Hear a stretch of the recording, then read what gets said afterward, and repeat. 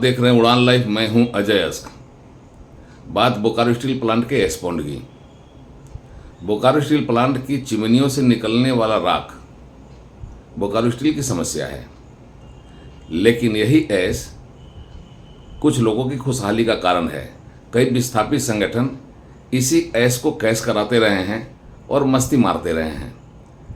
ऐस को कैश कराने के चक्कर में कई बार इनके बीच में आपसी मारपीट हुई है, झड़प हुई है, गोलीबारी की घटना हुई है और इसी ऐस को कैश कराने के चक्कर में कलेश भी पैदा हुआ है और कलेश ने कई बार संकट गहराए हैं।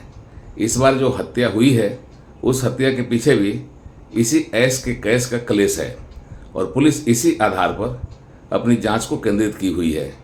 किस तरह से अपराधियों ने घटना को अंजाम दिया, किस तरह से अपराधी भाग निकले और किस तरह से शंकर रवानी मौत के घाट उतारा गया, इस पूरे प्रकरण में कहीं न कहीं ऐस पॉन्ड का ऐस और उससे मिलने वाला कैश इस कलेश की वजह मानी जा रही है। बोकारो जिले से तड़ी पार की सजा झेल रहे शंकर रवानी की पिछले दिनों बोकारो में गोलियों से छलनी कर दिन दहाड़े की गई जघन्य हत्या के मामले में पुलिस बोकारो स्टील प्लांट के इस ऐस से मिलने वाली कैश और इस ऐस को कैश कराने के लिए विस्थापितों के नाम पर संगठन बनाकर ऐस पॉन्ड पर एकाधिकार कायम करने की होड़ में अलग अलग गुटों में होने वाली आपसी कलेश पर ही अपनी जांच को केंद्रित कर आगे बढ़ रही है। इस कांड ने शहर को तो दहलाया ही है, पुलिस को भी बड़ी चुनौती दी है।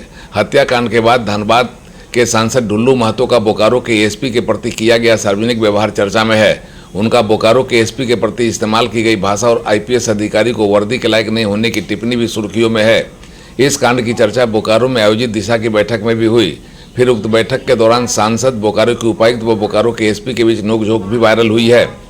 एक तरफ अपराधियों की गिरफ्तारी, कांड के उद्भेदन की चुनौती पुलिस के पास खड़ी है, तो दूसरी ओर तरह तरह की प्रतिकूल राजनीतिक टिप्पणी पुलिस की फजीहत करा रही है। हालांकि सांसद के इस तरह के व्यवहार की निंदा करते हुए अलग अलग पुलिस संगठनों ने सांसद के व्यवहार को एक सांसद की गरिमा के विपरीत बताया है। बहरहाल बात शंकर रवानी की हत्या की, जिसने सांसद व बोकारो के एसपी के बीच विवाद गहरा दिया है। उसकी हत्या की गुत्थी सुलझाना, अपराधियों तक पुलिस की पहुंच बनाना और कांड का सब कुछ साफ करना किसी बड़े चैलेंज से कम नहीं है।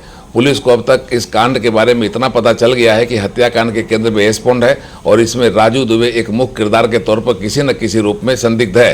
राजू दुबे विस्थापित है और उसकी भी ऐस पॉन्ड में कभी खूब चलती थी। राजू दुबे वैसे तो व्यवसाय से संबंध रखता है, लेकिन अपनी रसूख के लिए वह राजनीति से भी जुड़ा रहा था। कई दलों की यात्रा के बाद वह अब भाजपा का हो गया था और लोकसभा चुनाव में वह भाजपा के रंग में पूरी तरह से दिखा भी था।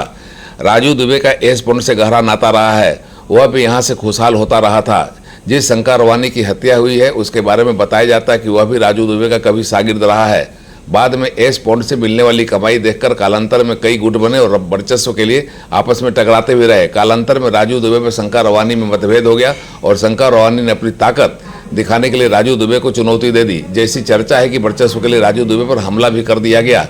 उसके बाद उसके एक रिश्तेदार की हत्या भी कर दी गई। इसमें कई लोगों का नाम सामने आया था। कई बार हमला कर राजू दुबे को ऐस पॉन्ड से आउट कर दिया गया और विरोधी गुट ने ऐस पॉन्ड को खुशहाली पर अपना वर्चस्व कायम कर लिया। शंकर रवानी कभी राजू दुबे के इशारे पर एक्ट करता था, अब वो खुद ताकत बनकर राजू दुबे के लिए चुनौती बन गया। चर्चा है कि अपने ऊपर हमला, अपने भतीजे की हत्या और ऐस पॉन्ड से आउट होने के बाद राजू दुबे अंदर ही अंदर उबल रहा था। जैसी पुलिस के पास सुराग मिला है, उसने प्लान बनाया फिर राह का कांटा हट जाए और एक बार फिर उसकी वापसी ऐस पॉन्ड में हो जाए ताकि वहाँ का वैभव का उसे भी लाभ मिल सके।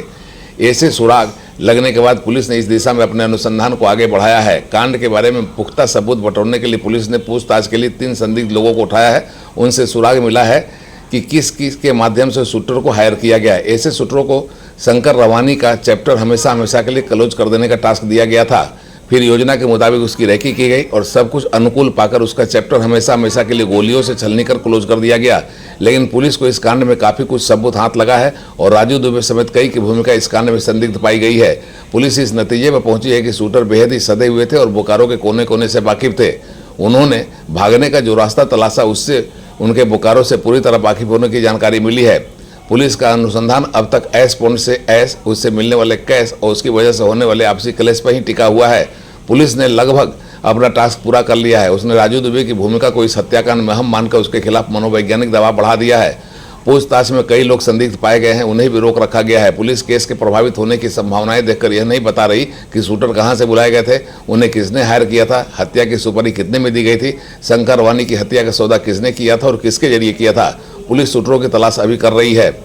हाँ, इस कांड के बाद बताया जा रहा है कि शंकर खुद अपराधी था, उसके आपराधिक इतिहास रहे हैं, कई कांड उसके खिलाफ चल रहे थे, उसे जिला बदर भी किया गया था। यह सब सच है, लेकिन किसी के अपराधी होने पर उसकी हत्या हो जाए उसे उचित नहीं ठहराया जा सकता।